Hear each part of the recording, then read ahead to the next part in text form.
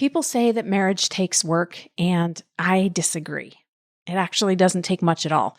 It takes filling out some paperwork, paying a fee, and saying some form of I do. Okay, you might be thinking, so being happily married takes work? Well, getting closer, but this is still not the way I think about it, because you will have times in your marriage likely when you're happy and your spouse is happy, and that happiness comes quite easily. What truly takes work is using the times when you or your spouse or both are unhappy to grow. Growth takes work. It takes discomfort and then work. But it's work that I recommend whether you're married, single, divorced, or any other variation thereof. It's just that marriage gives us the opportunity to apply the work to become a more confident and more empowered version of ourselves. And that's what I want to talk about today. Welcome to episode 466, Real Marriage Advice. This is Better Than Happy. I'm your coach, Jody Moore, and on this podcast, my objective, just so we're clear, is to change what you've been taught and have likely believed about yourself up until now. Here's what I believe about you. I believe that what you think is real is mostly imagined, and what you imagine is actually creating what's real. I believe that in the ways you desire to achieve, you 100% have the capacity to succeed. And finally, I believe that joy, love, and miracles are your God-given natural state of being. And anytime you feel far from them, the way back is much simpler than you think. But that's about to change. Are you ready? Let's do this. What's up, everybody? Welcome to the podcast. Thank you so much for joining me today. I have what I'm going to call an Encore episode to share with you today. This is an episode that aired a few years ago that was very popular, and I recently went back and listened to it, which I don't do this often, but on occasion I go back and listen to my old episodes. And it's actually really fun for me to do because most of what I say in there, I have zero recollection of saying. And that's not because it was so magical and mystical. It's because I have a terrible memory. Or I don't know, maybe it's some of both. But at any rate, it is kind of fun for me to go back and listen and recognize that, yeah, actually, that was some really good advice. And I think I needed to hear that advice. So thanks, past Jody, for saying that. So that's what today's episode is all about, and I think you're going to love it. I wanted to air it right now because it's summer and it's marriage season. I guess we just had probably a bunch of weddings in the spring, and maybe you've got some summer weddings, and we tend to get a lot of fall. I don't know. In the LDS church, let's be honest, if you're a member of my church, we have weddings anytime there's a break in the college schedule, right? So I hope that you will listen to this, whether you've been married a very long time, or you've never been married, you have no sign of getting married. That's okay. You're going to find really amazing application of this as you navigate any relationship in your life. But especially, I've recorded this one for the engaged or newlywed couples, and I hope you'll share it with anyone that you think could benefit. Now, before we dive into the episode, I want to invite you to join me for my latest masterclass. This is a brand new masterclass I created that is called The People Pleasing Detox. If you identify as a people pleaser, or you just notice maybe in certain areas of your life or at certain times you have a tendency to do what you would call people pleasing, meaning you're saying yes when you really want to say no, or you're letting yourself get sort of taken advantage of or walked on, or you're just not speaking up in the way that you kind of want to. I want to invite you to the People Pleasing Detox, where I'm going to teach you why that's happening. Spoiler alert, nothing wrong with you, okay? And what to do about it to create a better relationship with yourself and to create more authentic relationships with other people. Because when we people please, we are not doing either of those things, which have, as I'm sure you know, ripple effects in so many areas of our lives. So head to jodymoore.com/masterclass. I will be teaching this class this summer, and you won't want to miss it. It's a one-time offer. Again, that's jodymoore.com/masterclass. Come and join me for the People Pleasing Detox. Okay, I got a message on Instagram, a DM, from a listener recently who said, hey, my daughter just got engaged And I'd love to send she and her fiance a podcast to listen to. Which one do you recommend? And my first thought was any of them, all of them. There's 369 options so far.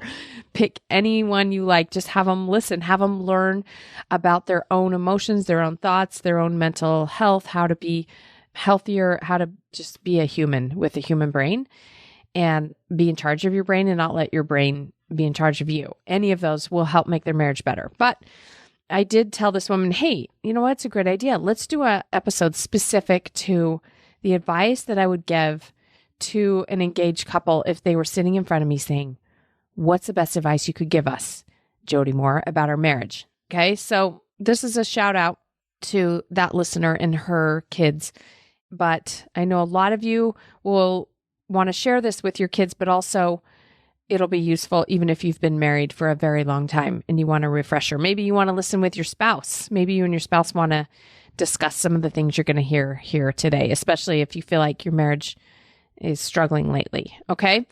So real marriage advice. Now, any marriage advice is real marriage advice, of course. But what I want you to know is we're going to get deep here. And I'm not going to just say, don't go to bed angry. I personally actually think going to bed angry is not a bad idea. I think sometimes emotions settle down after a good night's sleep and it becomes easier to talk through things.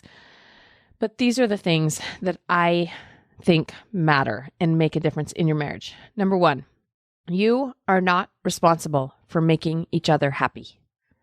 You're not. You couldn't even do that if you wanted to, because if your spouse isn't happy, if he or she in any given moment, or maybe for an extended period of time, is frustrated, worried, anxious, depressed, sad, unhappy, etc., that is because of the thoughts that they're thinking. That is because of what they're believing. That is because of their interpretation of themselves and the world.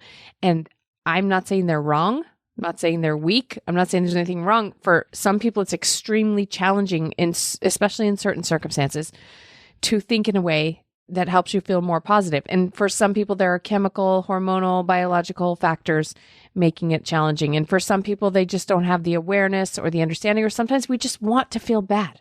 Okay.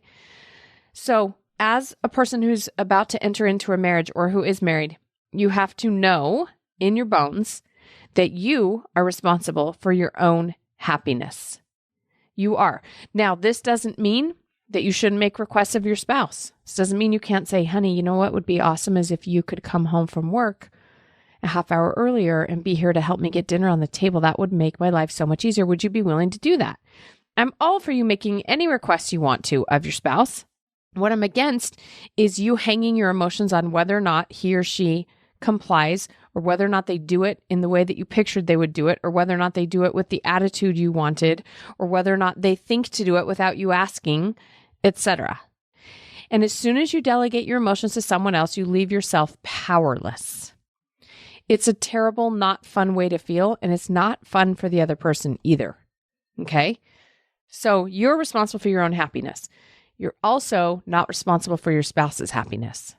Again, this doesn't mean you wouldn't want to say, honey, I'm so sorry you're struggling. Is there anything I can do to help? I love you. I hope you feel better, etc. It doesn't mean you wouldn't want to reach out and offer help. You will want to. That is a very loving, kind thing to do.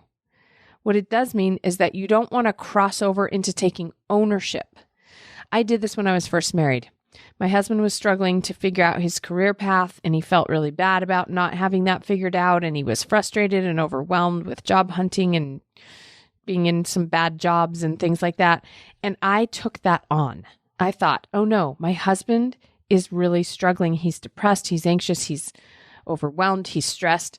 And then I got depressed, anxious, overwhelmed, and stressed about him feeling that way because I thought, as a good wife, it must be my duty to try to help him, or at least to feel really terrible right alongside with him, right? Isn't that the loving, kind thing to do? No, it's not. It's not necessary and it's not helpful. Okay? So you have to remember, okay, my spouse is on his own personal journey in this lifetime. And sometimes that means he's going to struggle. And I wish I could take it away from him.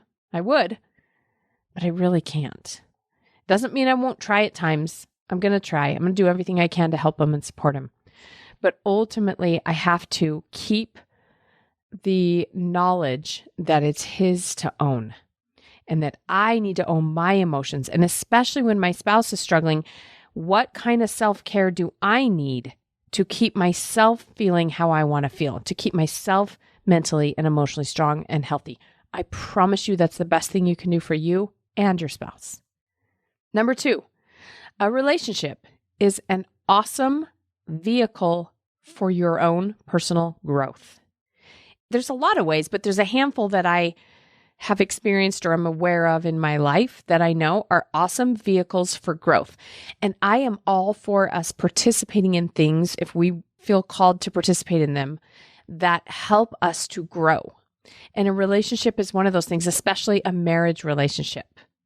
Okay? Some of the other things that are awesome vehicles for growth are things like choosing to go on a health journey. Maybe it's a weight loss journey or a muscle growth journey or a strengthening or a figuring out a diagnosis. Like a health journey is an awesome vehicle by which you will have the opportunity to grow. Another one might be just other kinds of career goals that aren't entrepreneurial. Being a parent, having children of your own is an awesome tool for growth. Now, here's the reason I'm telling you this. Anything that's an awesome vehicle for growth is going to be challenging.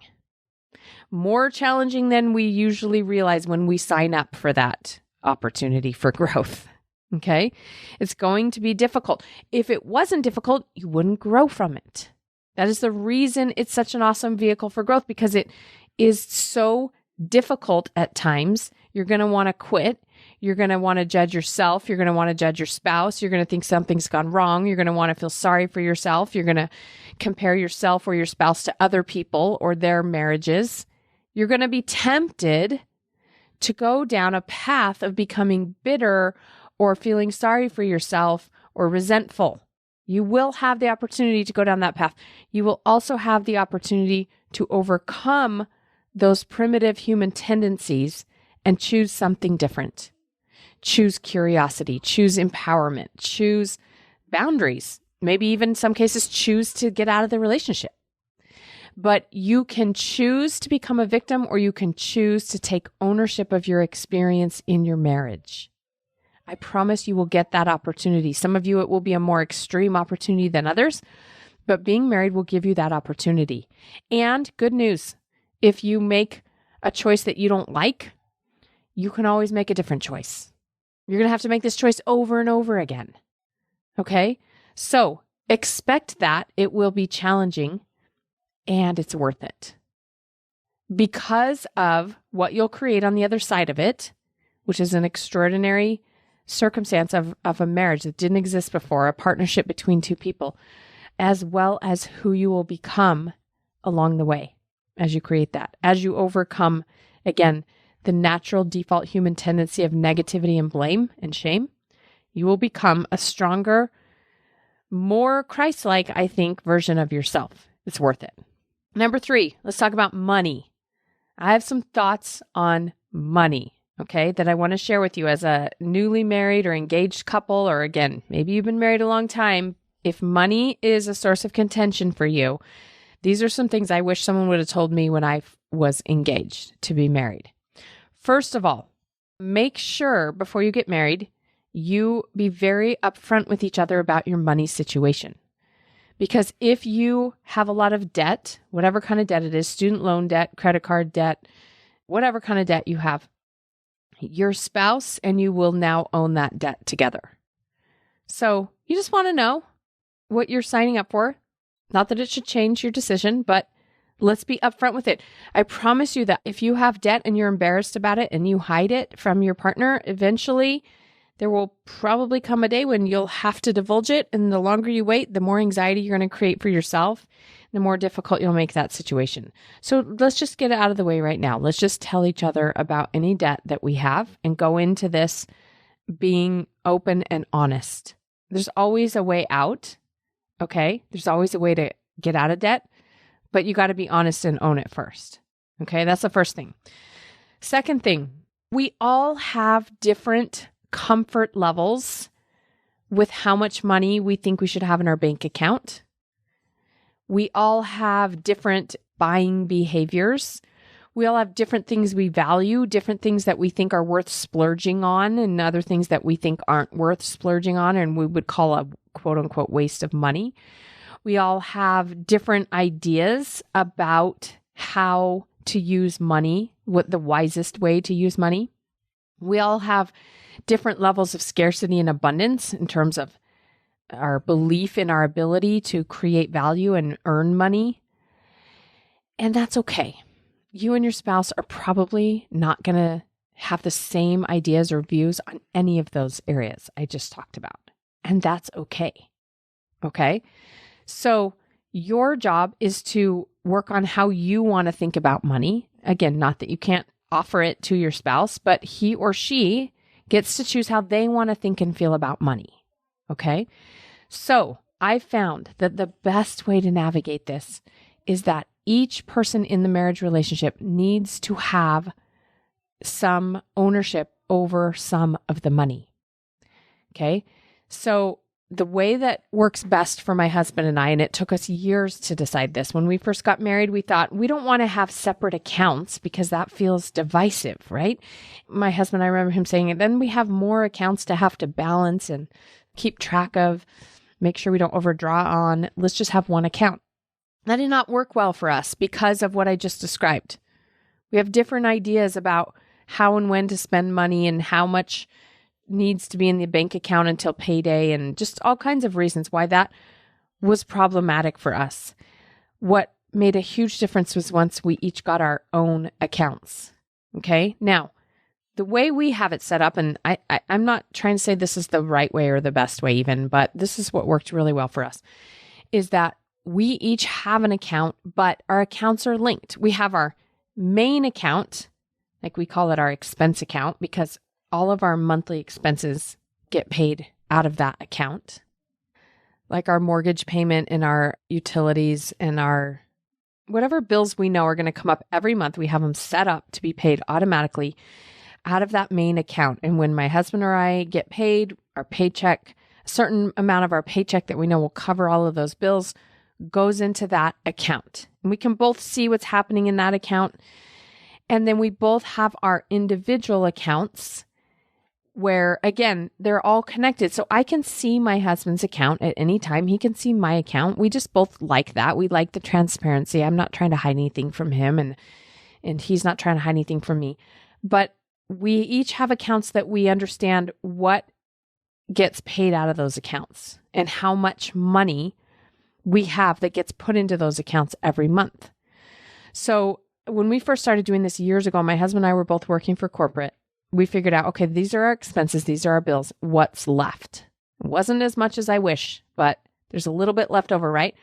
So this is how much goes into, we pay our tithing and things like that to our church, but then this is how much we're going to put into savings. We didn't have a lot to put into savings, but we were putting just a little bit into savings. And then my account covered the groceries, clothes for the kids, clothes and entertainment for myself.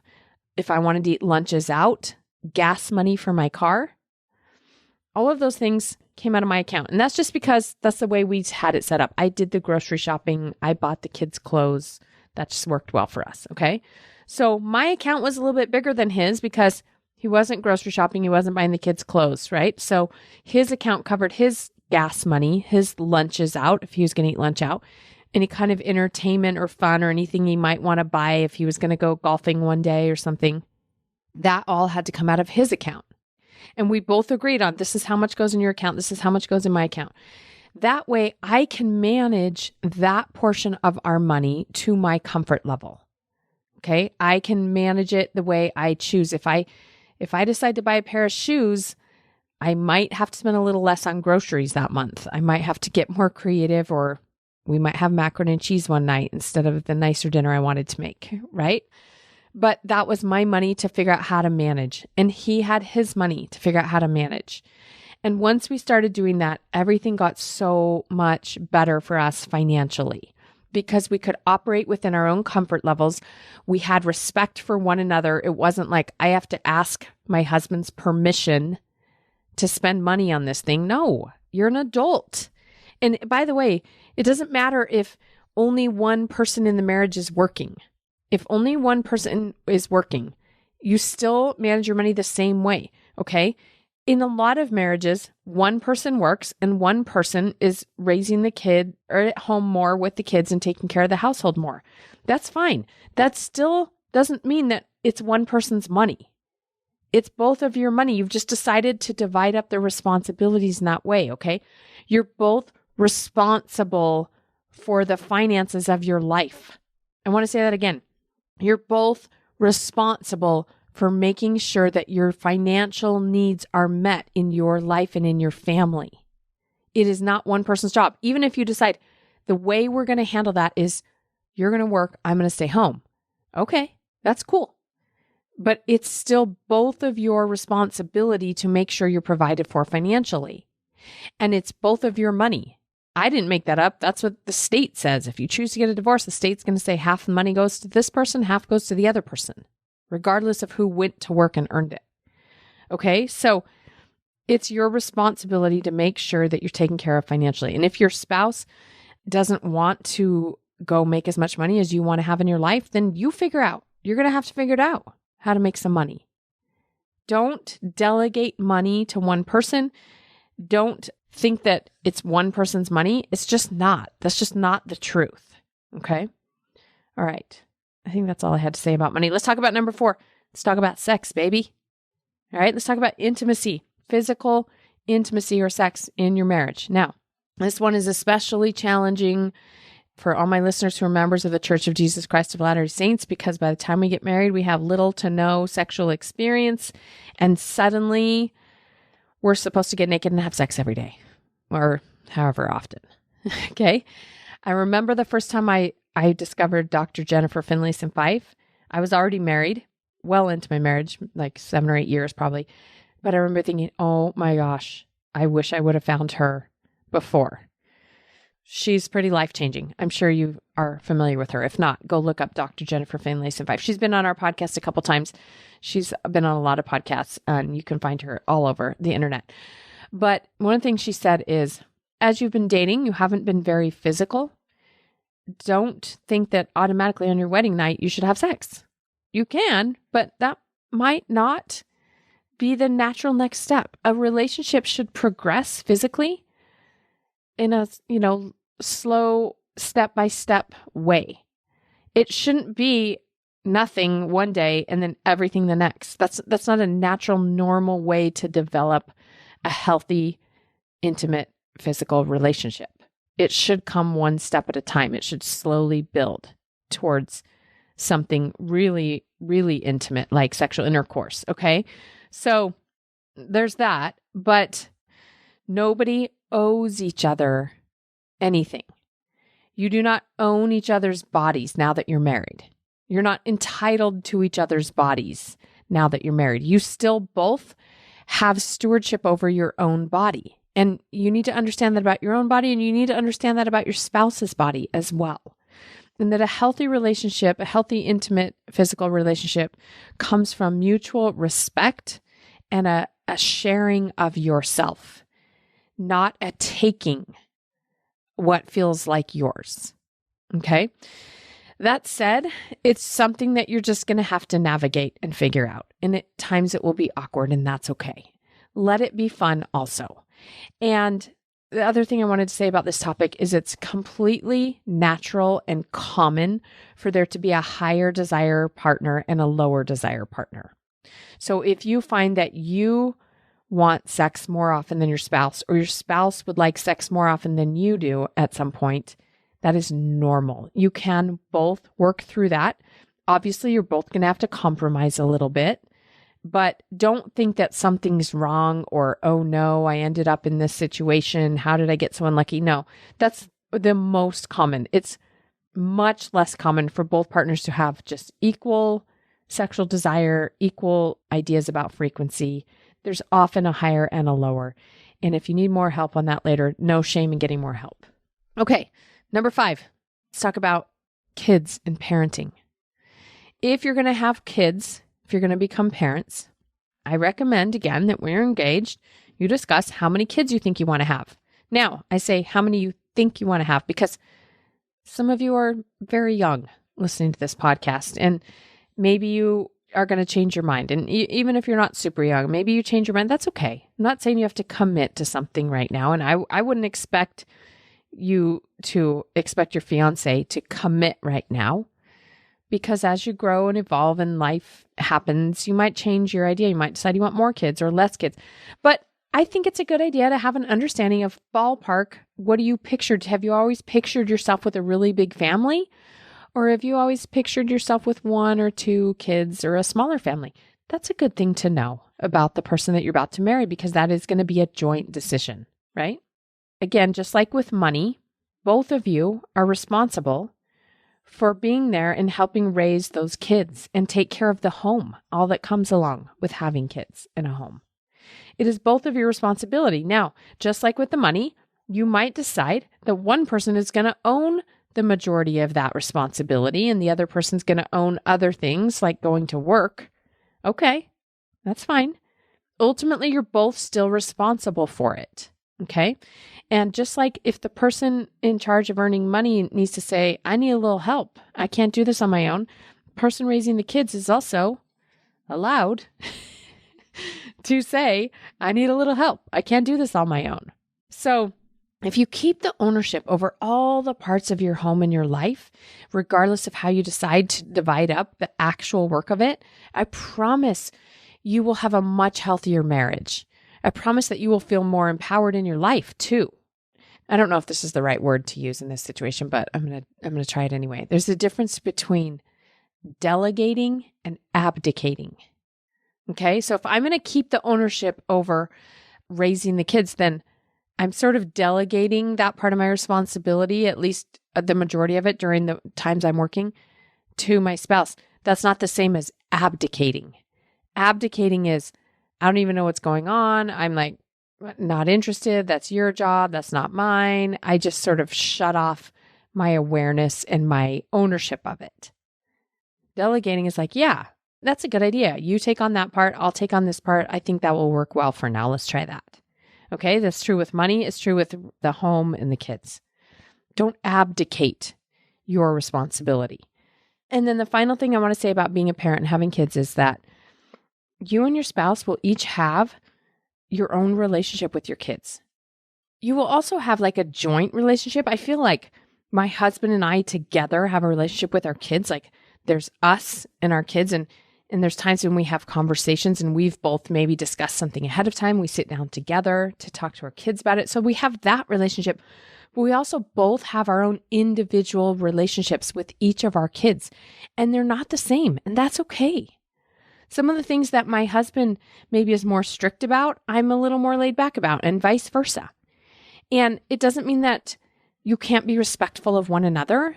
Like there's times when I say, yeah, well, it seems like your dad feels strongly about that, so we're going to go with it for this time. Or times when I say, yeah, well, this is something that I've made the decision on and we're going to go with that. Like you're going to have to compromise again.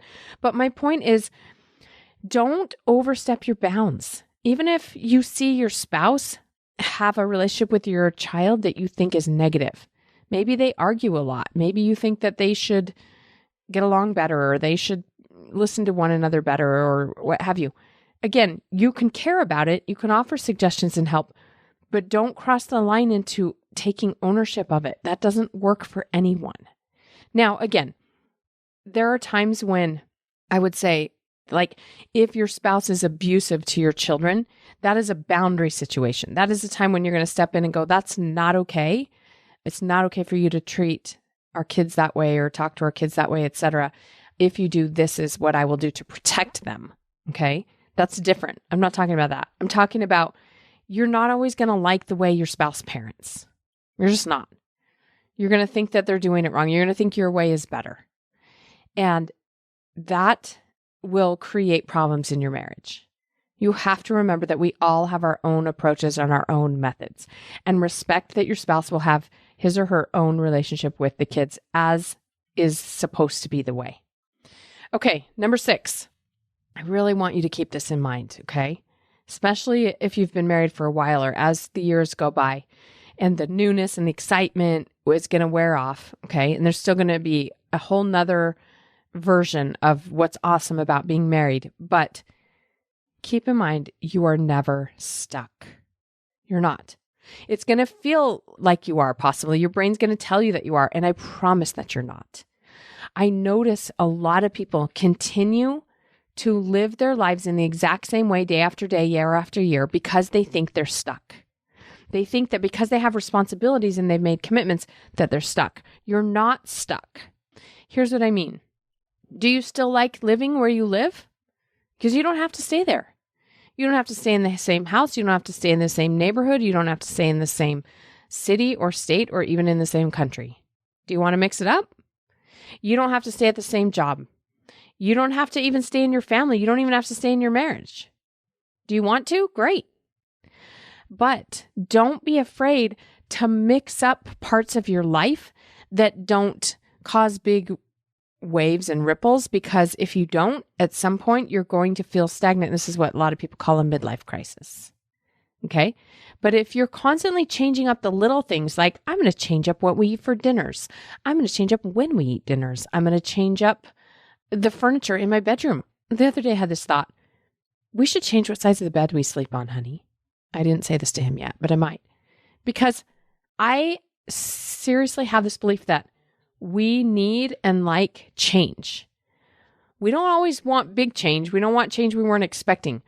If we don't have change at some point, we all of a sudden go, oh my gosh, I'm trapped. I'm trapped in this life. I'm trapped in this job. I'm trapped in this family. I'm trapped in this marriage. I'm trapped in this house. It's normal for your brain to want something new and fresh. So you're not ever stuck, even if you think you are, okay? There's just probably a lot of parts of your life that you want to keep, but we have to be willing to mix up other parts to keep things fresh and exciting and keep you progressing and growing in life. Okay, last piece of advice. Your spouse, and this is something I learned from Brooke Castillo that was like, it blew my mind when I heard her say it. If your spouse isn't there to make you happy and they're not responsible for your money and they're not responsible for raising your kids and they're not all of these things, then why, and we're not stuck if we don't have to stay, then why bother getting married? And here's what Brooke Castillo teaches that I love so much. The only reason to get married, well, not the only reason, but the main reason is for you to have someone to love. So that you have someone to love. And you know what? Some days it's going to be easy to love that person. And some years it's going to be easy to love that person. And other days and other years, it's going to be challenging to love that person. But if you choose to love them and you work at loving them, especially when they're difficult to love, it doesn't mean you have to be perfect at it. It doesn't mean you'll be able to do it all the time. But if you work at it, you will become a version of yourself that I promise you will like so much better. That will take care of you, take care of your goals, take care of your life in the way that you want. That will be the kind of person that you want to be. I promise you this is who you want to be. This is who you already are at your core, but you have to overcome a lot of your human tendencies to access that version of you. And when you love your spouse, you benefit the most because you get to feel love and you get to be a loving being, which is, again, who you truly are at your core. Your spouse will also prefer that you're loving. They'll like it better than you being judgmental or angry or resentful, etc. But I want you to do it for you. I want you to have somebody to love. That is the reason to get married, along with whatever you happen to believe religiously. If you have some religious beliefs around getting married, but that's the reason that drives me. That's what keeps me loving being married. Okay? And I hope it's easy for you to love them right now, but it won't always be. And that's okay. All right. Thanks for joining me today. You guys have a beautiful, amazing rest of your week. I'll see you next time. If you find the podcast to be helpful, you're going to love The Lab. In Better Than Happy, The Lab, we experiment with applying all of it in your real life.